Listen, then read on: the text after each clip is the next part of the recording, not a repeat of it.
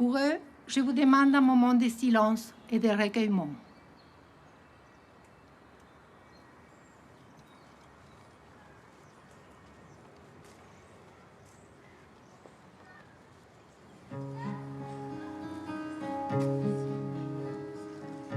En mémoire de toutes les personnes disparues, nous demandons vérité et justice.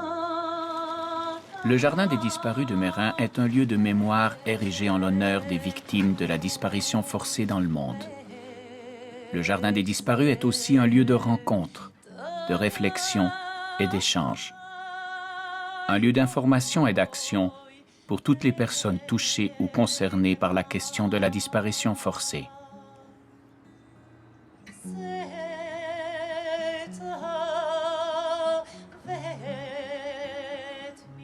Où est mon père? Où est ma mère? Où sont nos enfants? Où est mon oncle? Où est ma tante? Où est mon petit-fils? Où sont mes amis? Nous cherchons la vérité.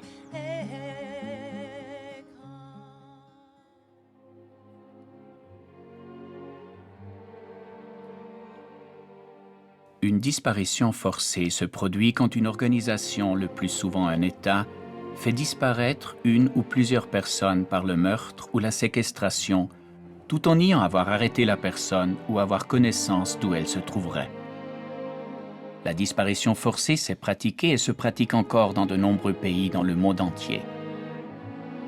Elle est un acte souvent délibéré, pervers et cruel, qui vise à déstabiliser et à terroriser des pans entiers de la population civile.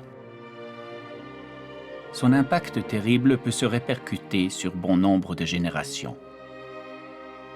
La disparition forcée est un crime contre l'humanité selon le statut de Rome de la Cour pénale internationale depuis le 1er janvier 2002.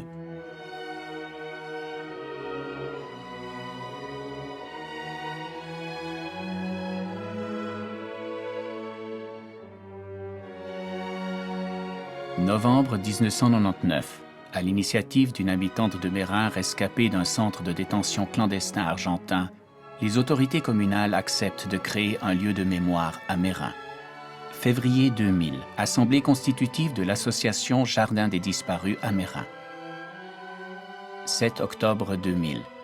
Le Jardin des disparus est inauguré par plus d'une vingtaine d'associations de familles de disparus et des élus mérinois en présence d'une grande assemblée. 5 arbres sont plantés représentant les 5 continents.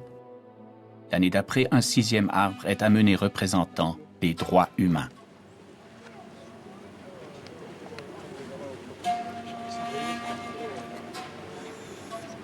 Un jardin particulier est créé dans la commune de Meyrin à Genève grâce à la volonté des familles de disparus, soutenues par de nombreux sympathisants et les autorités politiques de la commune. J'ai apporté cette terre de mon pays, Kurdistan. J'apporte cette terre du Rwanda. La meilleure manière de rendre hommage aux disparus est de s'assurer que justice soit faite. Et la disparition forcée est un crime contre l'humanité, mais l'inauguration d'un jardin des disparus est une victoire contre l'oubli, l'injustice et l'impunité. Les arbres y ont été plantés avec de la terre ramenée de pays touchés par la disparition forcée des 4 coins du monde. Ce jardin, avec les arbres qui vont pousser en toute liberté, restera un lieu pour tous les disparus du monde, où les proches pourront venir se recueillir et partager leurs peines, leurs questionnements, leurs espoirs, leurs revendications. L'écho de son inauguration fut important.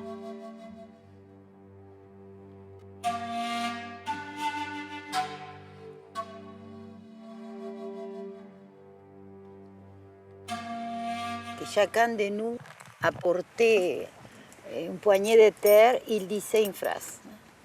Donc, moi, je me souviens que j'avais de la terre d'Argentine, plusieurs provinces, Brésil, et Colombie. Je crois qu'il y avait Paraguay aussi, parce qu'on a dit à tout le monde, apportez-nous un morceau de terre, une poignée de terre, comme ça on les met dans les jardins. Et mon frère, il a parcouru le pays avec une bouteille. J'ai dit, je n'ai pas besoin de plus, mais même une cuillère, ça suffira. Il a fait le tour du pays, de toutes les préfectures à cette époque-là, et avec une cuillère pour ramasser un peu de terre de partout. Et quand j'ai eu cette bouteille de cette terre-là, et qu'après on l'a mélangée ici et qu'on l'a mis dans la terre, je me suis dit, oui, ce jardin, il y a une part de moi, une part de mien. Je suis d'ici et je suis d'ailleurs, mais je suis des deux. Il est jardin de disparus, mais il est jardin des vivants aussi. Le jardin n'est pas un cimetière. Il n'y a pas de corps enterrés ici puisque les disparus sont nulle part. Mais c'est un lieu où l'on peut sentir leur présence.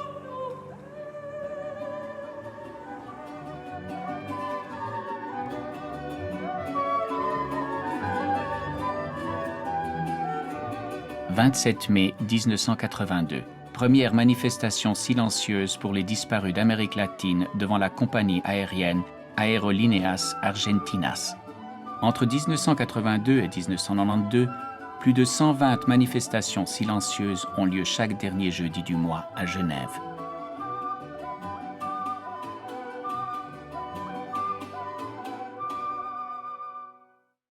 Tous les derniers jeudis du mois, pendant 10 ans, on manifeste silencieusement rue de Chantepoulet pour les milliers de disparus du monde entier victimes des dictatures. L'idée du jardin est partie de ces mouvements et de ces manifestations de solidarité envers les mères et les grands-mères de la place de Mai à Buenos Aires. Ces femmes réclament en Argentine inlassablement justice et vérité pour leurs enfants et petits-enfants disparus pendant la dictature. À Genève, ville internationale, des personnes sont aussi concernées directement par la question de la disparition forcée. Ce drame affecte profondément certains de nos concitoyens, sans qu'on le sache et sans que ceux-ci puissent l'exprimer et le partager. Le jardin leur a redonné un peu d'espoir, d'écoute et de solidarité. Le Jardin des Disparus. Le Jardin des Disparus, vous allez le découvrir au cours de ce programme. C'est un jardin qui se trouve dans la commune de Meyrin, à Genève. C'est un jardin qui se caractérise parce qu'il a de beaux arbres et que ces arbres ont des liens très très forts avec des disparus. Lorsque on se réunit et que des gens vont apporter leur témoignage de ce qu'ils ont vécu, il faut une qualité d'écoute extrême. Il ne faut pas manquer ces moments-là, où tout d'un coup quelqu'un enfin peut parler de ce qu'il a vécu. Je crois que ça dépend de la culture aussi, hein? Mais c'est vrai que la meilleure solution, c'est pouvoir parler avec les autres. C'est-à-dire, c'est l'oreille attentive qu'on a besoin. Et je pense que les jardins, d'une certaine façon, donnent cette possibilité. Vous êtes venu avec la classe Kaela. Ouais, c'est bon, vous le mettez comme ça près de vos lèvres. Hein. Oui. Vous avez débarqué tout à l'heure avec vos camarades, parce que c'est comme ça que ça se passe à Zigzag. Il y a des jeunes qui viennent suivre le programme. Puis vous m'avez dit, mais moi, ça m'intéresse beaucoup. Vous ne saviez pas très bien ce qu'on allait faire. Ça vous intéressait beaucoup, la question des disparus, parce que vous êtes d'origine de Bosnie et votre père, votre oncle, une partie de votre famille a disparu. Votre père a disparu dans quelles circonstances? Mon père, il a disparu à Srebrenica en 95, plus précisément en juin. Est-ce que votre père a été enlevé ou est-ce qu'il a été victime? Non, il nous a été enlevé. Il vous a été enlevé? Oui. Comment est-ce que vous aviez quel âge, vous? À peine 7 ans. Oui. D'abord, quel souvenir vous gardez de votre père, si vous en gardez un? Des bons souvenirs. Oui, oui. Généralement, quand quelqu'un n'est plus là, on garde les bons souvenirs. Et puis, j'essaye de me raccrocher aux bons souvenirs, c'est tout. Et puis, votre mère a décidé de faire une association qui s'appelle Istina Vérité, donc Istina, la vérité sur votre langue. Oui. Alors, elle a décidé de faire cette association avec des Bosniaques de Genève, ici. Elles essayent de retrouver les disparus, qu'ils soient morts ou vivants. Mais on veut savoir où ils sont. On veut savoir, parce qu'on veut les enterrer s'ils sont morts. Comme ça, on pourra au moins on pourra savoir qu'ils ont une tombe et qu'ils ne sont pas dans des fosses communes. Là, vous êtes avec vos camarades. Ça vous est déjà arrivé de leur en parler, de ça, ou bien c'est la première fois? Non, c'est la première fois. Ouais. Je suis un peu gênée quand même. Ouais. Mais c'est un combat utile et nécessaire, hein? Bah oui. Ouais.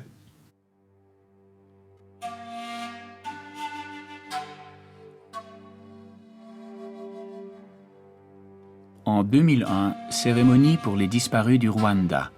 Cérémonie organisée à l'époque de Noël par la communauté latino-américaine, celle-ci se répétera plusieurs années de suite. En 2002, cérémonie en mémoire de Bruno Manser, Suisse disparu en Malaisie. En 2003, cérémonie pour tous les disparus du Sahara occidental. Séminaire sur la disparition forcée à la Maison Vaudagne à Mérin.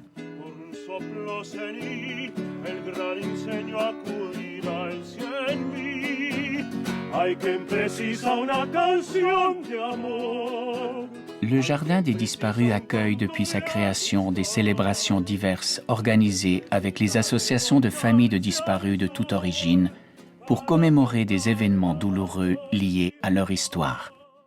C'est l'occasion de se ressaisir et de poursuivre l'engagement pour que toute la lumière soit faite. À chaque rencontre, des voix, des musiques différentes, des couleurs, des rituels selon les cultures et les pays. Mais à chaque fois, une même révolte, une même douleur, un deuil impossible face à ce crime qu'est la disparition forcée. À l'occasion des sessions du Conseil des droits de l'homme aux Nations Unies, l'Association du Jardin des disparus invite des défenseurs des droits humains et des représentants de familles de disparus spécialement venus à Genève à rendre visite au jardin et à s'y exprimer librement. Il nous importe beaucoup à nous qui vivons à Genève que lorsque des défenseurs des droits humains viennent aux Nations Unies, à la Commission des droits de l'homme, nous puissions également leur témoigner notre solidarité, leur dire que nous sommes à leur côté dans leur combat pour la vérité et la justice.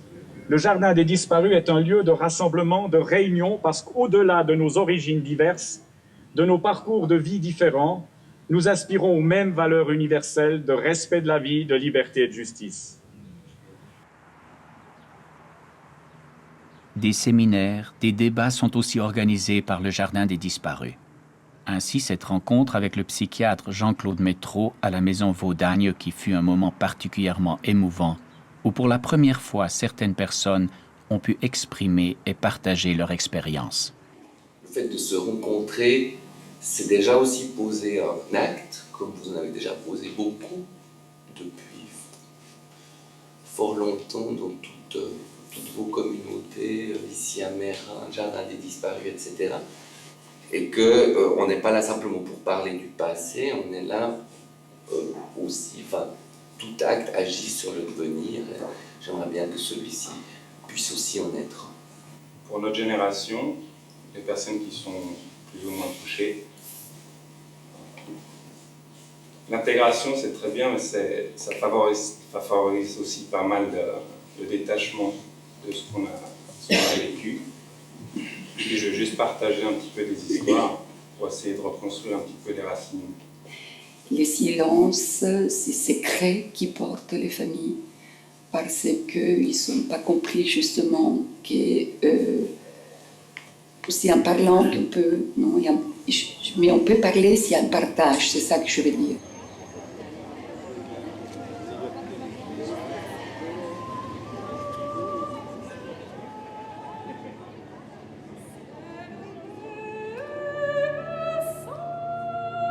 Le jardin est un lieu de solidarité et d'encouragement, un lieu de vie pour le respect de la vie, quelle qu'elle soit, où qu'elle soit, un lieu qui crie l'injustice et dénonce l'impunité.